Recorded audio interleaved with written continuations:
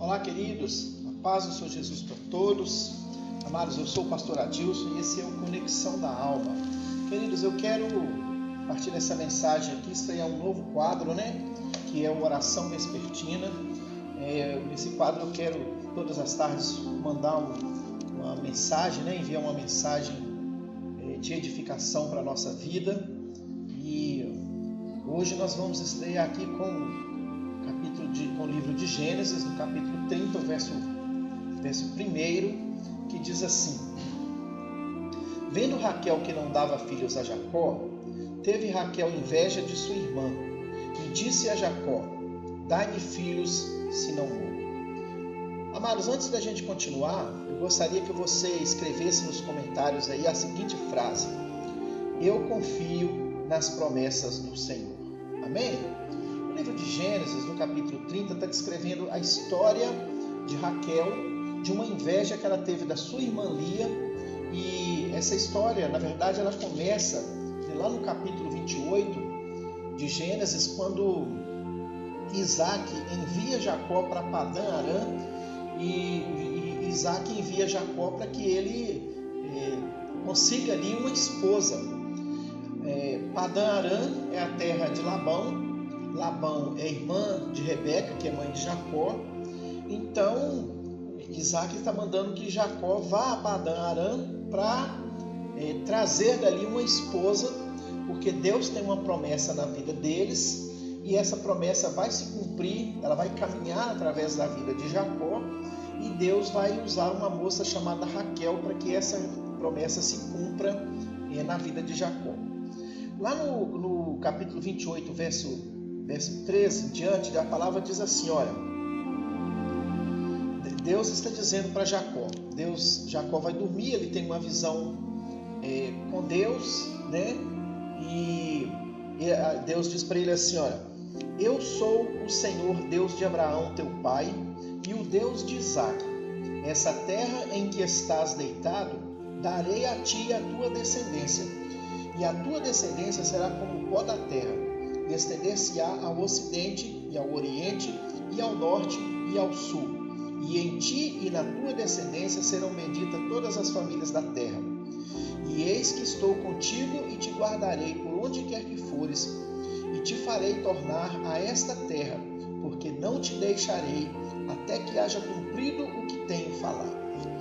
Deus então, ele está falando para Jacó. Jacó até então é solteiro, ele está indo em busca de uma esposa, e Deus então está falando para ele, que ele vai ser pai de uma descendência, vai ter uma descendência numerosa, uma descendência muito grande, que ela vai se estender pelos 4 cantos da terra, e que nessa descendência todas as famílias da terra serão benditas.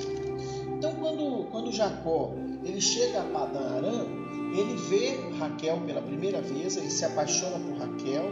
Raquel o leva para sua casa, apresenta para seu pai Labão, e Labão fica muito feliz com a presença de Jacó, e Labão diz para ele assim, olha, não convém que você então trabalhe de graça para mim, você vai pedir uma coisa e eu vou te conceder. Então o que é que Jacó quer? Jacó quer se casar com Raquel, é a mulher por quem ele se apaixonou. Ele trabalha ali então 7 anos para receber a permissão para casar com Raquel.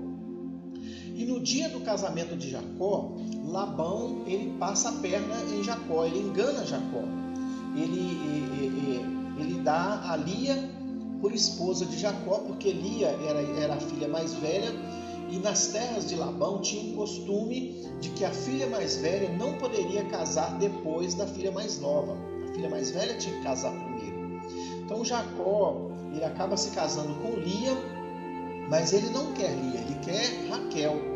A mulher da promessa de Deus para ele é Raquel, foi a mulher por quem ele se apaixonou. Ele vai trabalhar mais 7 anos e aí sim ele vai poder se casar com Raquel. Porém, Raquel, ela não tem filhos, enquanto que Lia já é mãe de 4 filhos. Lia é mãe de Rubem, de Simeão, de Levi e de Judá. Lia já tem 4 filhos, enquanto que Raquel não tem filho nenhum. E Raquel fica ansiosa, ela fica desesperada, ela quer ter filhos, ela quer agradar o marido, ela quer ser feliz, ela quer se sentir realizada. Então o que ela vai dizer? Ela vai falar para Jacó. Ela vai dizer, olha, dai-me filhos se não morro. O sonho dela é ter filhos. Porém, lá no verso 14 do capítulo 30, a palavra diz assim: E foi Rubem nos dias da ceifa do trigo, e achou mandrágoras no campo, e trouxe-as a Lia sua mãe. Então disse Raquel a Lia: Ora, dá-me das mandrágoras de teu filho. E ela lhe disse: É já pouco que hajas tomado o meu marido, tomarás também as mandrágoras do meu filho? Então disse Raquel: Por isso ele te deitará contigo esta noite pelas mandrágoras de teu filho. Presta atenção. Raquel é casada com Jacó. Lia também é casada com Jacó. Lia tem filhos de Jacó, Raquel não tem filhos de Jacó. Agora que o menino trouxe as mandrágoras, Raquel quer as mandrágoras para que ela se engravide. O que é a mandrágora? A mandrágora ela é uma planta de folhas compridas, ela tem cheiro e paladar desagradável, mas as mulheres daquele tempo elas acreditavam que a mandrágora ela ajudava as mulheres a serem férteis. Elas acreditavam que a mandrágora era uma planta afrodisíaca e que ela ajudava na gravidez das mulheres, porque a mandrágora, a raiz da mandrágora, ela tem o formato do corpo de uma pessoa. Então acreditava-se que aquela mandrágora era uma planta afrodisíaca. E Raquel, sabendo que ela não dava filhos a Jacó, que ela era infértil, o que ela queria? Comer daquela planta ou fazer um chá daquela planta, não sei. Ela queria fazer uso daquela planta para que ela se tornasse fértil, para que ela realizasse o sonho dela e desse um filho a Jacó. Como Lia não gostou da ideia, ela então faz uma troca com Lia. Ela fica com as mandrágoras e dá Jacó para se deitar uma noite com Lia. Presta atenção. Todas as duas, tanto Lia quanto Raquel, elas estão de olho no que a outra tem. Na visão de Lia, Raquel é abençoada porque tem o amor de Jacó. Na visão de Raquel, Lia é abençoada porque tem os filhos de Jacó. Então uma está de olho no que a outra tem. Existe uma certa infelicidade no coração de cada uma, porque a impressão que se tem é que a outra é mais realizada. Elas estão voltadas para o que a outra tem. Elas creem que a outra é mais feliz. Raquel pensa que Lia é mais feliz porque tem os filhos. Lia pensa que Raquel é mais feliz porque tem o grande amor que é Jacó. Então elas vão fazer uma troca. Raquel fica com as mandrágoras para ter filhos e Lia fica com Jacó para realizar ali também o seu desejo pessoal. No verso 16 a palavra diz assim, olha: Vindo pois Jacó à tarde do campo, saiu-lhe Lia ao encontro e disse: A mim possuirás esta noite, porque certamente te aluguei com as mandrágoras do meu filho. E deitou-se com ela aquela noite. No verso 17 diz assim: E ouviu Deus a Lia, e concebeu, e deu à luz um quinto filho a Jacó. Na noite em que elas trocaram, Lia se deitou com Jacó e teve mais um filho com Jacó, um quinto filho.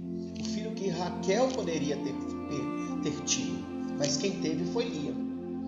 No verso 19, a palavra diz assim, ó, E Lia concebeu outra vez e deu a Jacó um sexto filho.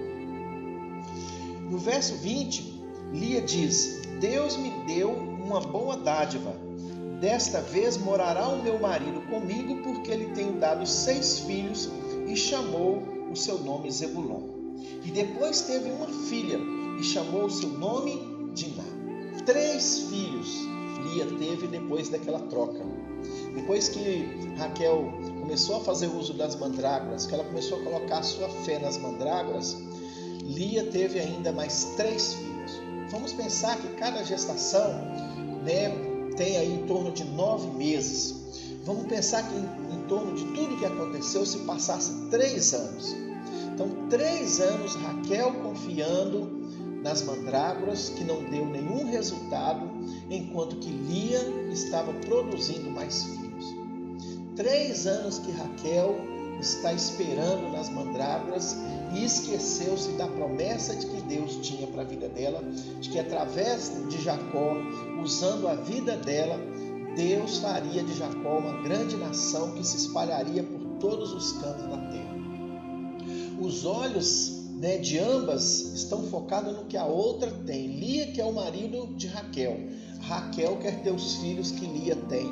Para que Raquel tivesse os filhos que Lia tem, Raquel se esquece da promessa e coloca os seus olhos na esperança de se engravidar por causa daquela planta que era afrodisíaca, que ajudava as mulheres a se engravidar. Enquanto os olhos de Raquel ficou focados nas mandrágoras, Raquel não conseguiu nada. Ela não conseguiu engravidar, uma vez que Lia se engravidava cada vez mais, uma vez que Lia dava filhos cada vez mais a Jacó, e certamente Raquel ia ficando mais frustrada com essa oração. Até que os olhos de Raquel são tirados das mandrágoras, até que ela volta para Deus, para as promessas de Deus.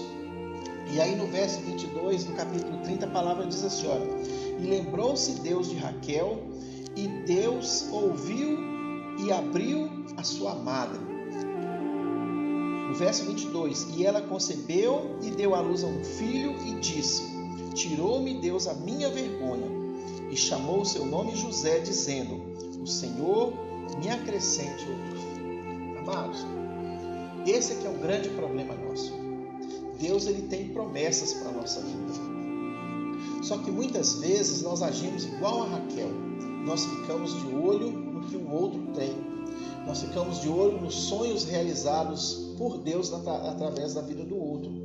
Nós ficamos olhando a esposa que o outro tem, o marido que a outra tem, os filhos que a outra família tem, os bens que a outra família tem, o emprego, o salário, a beleza.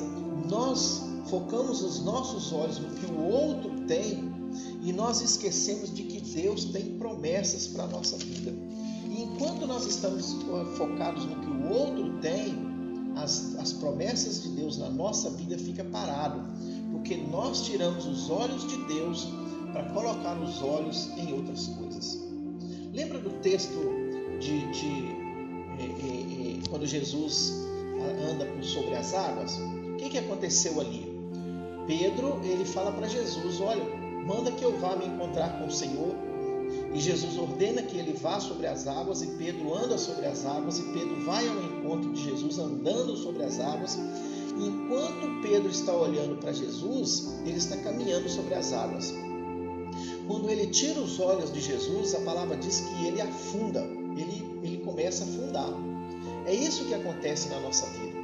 Deus tem promessas para a nossa vida, mas quando nós tiramos os olhos de Deus para olhar para as bênçãos das outras pessoas, para as mandrágoras das outras pessoas, nós ficamos parados, a promessa de Deus fica parada, nós ficamos ali como que estátua, parado, porque a promessa ela não vai caminhar, ela não vai se cumprir, porque os nossos olhos ele não está focado na promessa de Deus, mas naquilo que o outro tem recebido de Deus.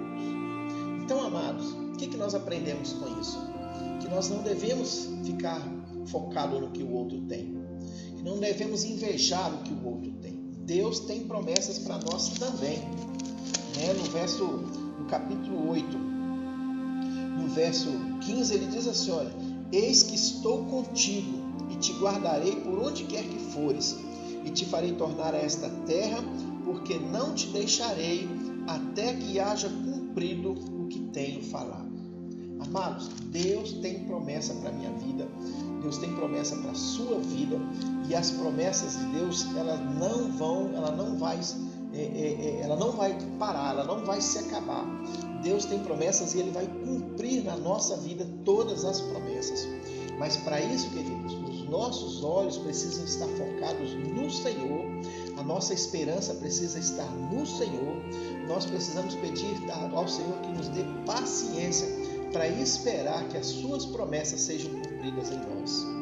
Queridos, Deus, ele não está limitado ao nosso tempo. Deus não se limita a tempo. A palavra diz que um dia para Deus é como 1000, e 1000 dias para Deus é como um. O grande problema nosso é que nós pedimos as coisas para Deus e nós queremos que ela aconteça ali, já, agora, de preferência para ontem. E como a gente não vê isso se realizando, nós entendemos, ou chegamos a pensar de que Deus se esqueceu de nós. Mas Deus não se esqueceu de nós. E Ele está falando, nunca te deixarei, até que haja cumprido o que tem falado. Se Ele prometeu, se Ele te garantiu, Ele vai cumprir. Porque Deus vela pela sua palavra. Tire os olhos, querido, das bênçãos dos outros. Tire os olhos das mandrágoras dos outros e volte os seus olhos para Deus.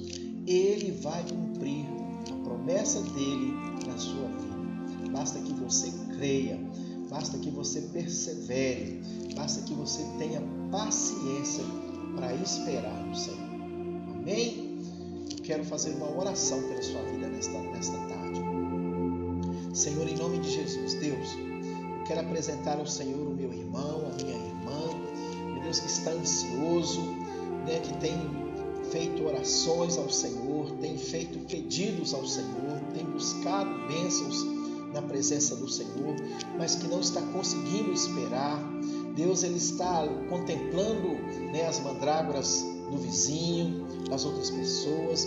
Ele começou a olhar para o que os outros têm e ele começou a esquecer da promessa que o Senhor deu para ele e para ela, Senhor.